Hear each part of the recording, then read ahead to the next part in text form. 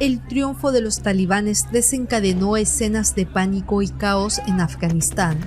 Una marea humana se precipitó hacia el aeropuerto de la capital, en un intento desesperado de huir del país tras el regreso del nuevo régimen, que el movimiento islamista radical promete restablecer después de 20 años de guerra.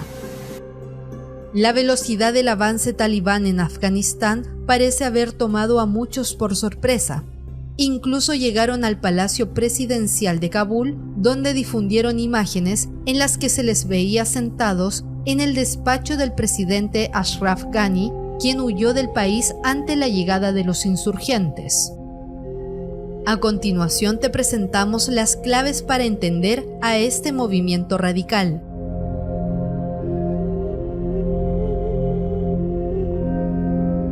Los talibanes, un nombre que puede traducirse por estudiantes del Corán, es un grupo armado integrista que toma forma a principios de los años 90 en la frontera de Afganistán con Pakistán.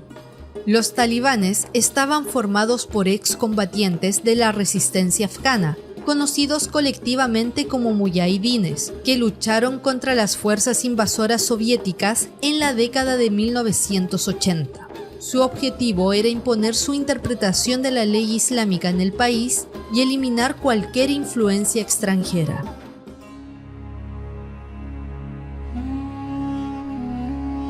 Los talibanes están dirigidos por Malawi Haibatullah Akhundzada, un clérigo religioso de alto rango de la generación fundadora de los talibanes.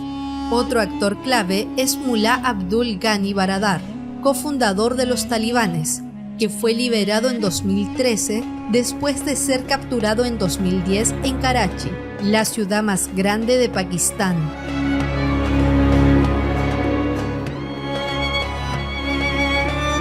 Han tratado de presentarse a sí mismos como diferentes del pasado. Han afirmado estar comprometidos con el proceso de paz, un gobierno inclusivo y dispuestos a mantener algunos derechos para la población femenina. El portavoz de los talibanes, Sohail Shahen, dijo que las mujeres aún podrían continuar su educación desde la primaria hasta la superior. Eso contradice las reglas durante el pasado gobierno de los talibanes entre 1996 y 2001.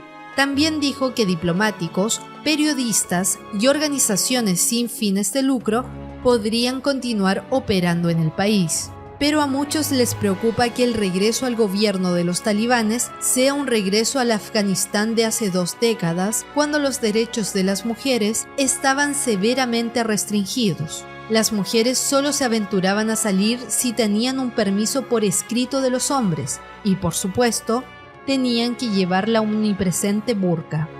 Las librerías eran saqueadas regularmente en busca de ilustraciones y cualquier librero culpable era azotado. La mayoría de la gente huía de la ciudad si podía y la mayoría de las tiendas estaban cerradas. Los talibanes no podían pagar las importaciones de petróleo, así que las luces más brillantes de la noche eran las velas que la gente ponía en sus ventanas.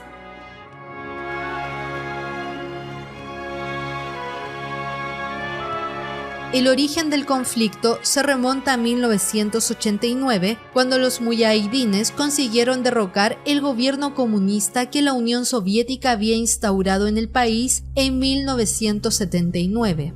Lo lograron con la ayuda de países vecinos como Pakistán, pero también con el apoyo de Estados Unidos, que actuó movido por el contexto de la Guerra Fría.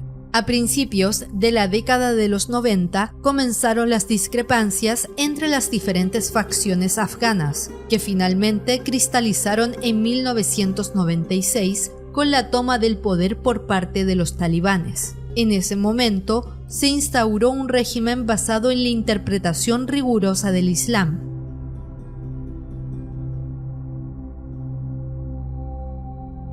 El 11 de septiembre del 2001, Estados Unidos sufrió los atentados de las Torres Gemelas, con un balance de alrededor de 3.000 muertos. Washington culpó del ataque a la red terrorista Al-Qaeda, liderada entonces por el saudí Osama Bin Laden. El gobierno del presidente republicano George W. Bush, declaró la guerra al terror y a sus santuarios y lanzó una ofensiva, Operación Libertad Duradera, contra las fuerzas talibanes.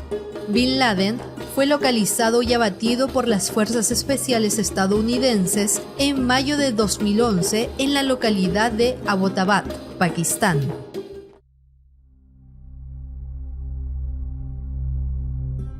Los talibanes han mantenido su zona de influencia en áreas del interior y la frontera pakistaní. También han mantenido diferentes estrategias como el avance paulatino de sus milicianos en una guerra de guerrillas tradicional a los atentados terroristas contra fuerzas de seguridad, funcionarios, políticos, mujeres, periodistas. Todo esto les ha valido la condena de las Naciones Unidas en diferentes informes por violaciones de los derechos humanos. No podemos olvidar el tiroteo contra la adolescente pakistaní Malala Yousafzai en Mingora en octubre de 2012, por alzar su voz en defensa de la educación de las niñas, y el atentado contra un colegio en Peshawar, en Pakistán, que causó 156 muertos.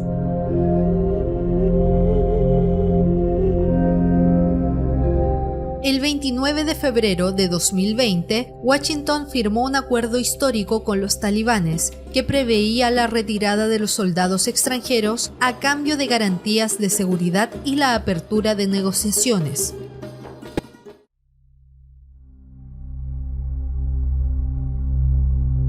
El 8 de julio de 2021, el presidente estadounidense Joe Biden declara que la retirada de sus fuerzas, que comenzó en mayo, se completará el 31 de agosto. Los talibanes, a la ofensiva desde mayo, llegaron el 15 de agosto a las puertas de Kabul, después de haber tomado el control de casi todo el país sin encontrar gran resistencia. El presidente Ashraf Ghani abandona Afganistán, reclamó ayuda internacional para evitar el avance de los talibanes por el país sin éxito. Al cierre de este informe, el presidente Joe Biden prometió una respuesta devastadora si los talibanes atacan la evacuación de miles de diplomáticos estadounidenses y traductores afganos en el aeropuerto de Kabul.